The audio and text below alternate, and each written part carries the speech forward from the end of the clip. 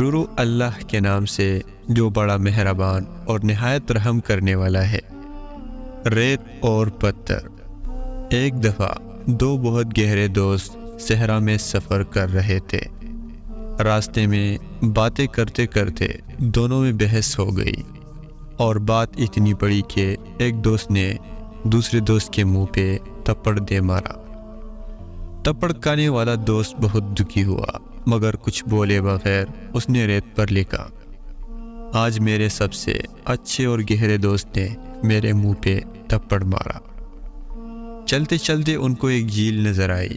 دونوں نے نہانے کا ارادہ کیا۔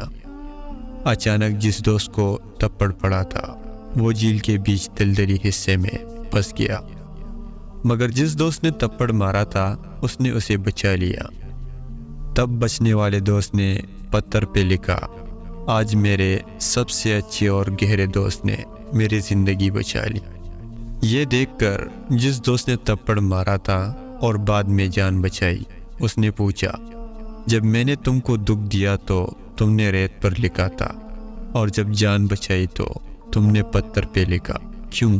پہلے دوست نے جواب دیا، جب کوئی آپ کو دکھی کرے یا تکلیف دے تو ہمیشہ اس کی وہ بات ریت پر لکھو تاکہ درگزر کی ہوا اسے مٹا دے، لیکن جب بھی کوئی آپ کے ساتھ بھلائی کرے تو ہمیشہ اس کی اچھائی پتھر پہ نقش کرو تاکہ کوئی بھی اسے مٹا نہ سکے۔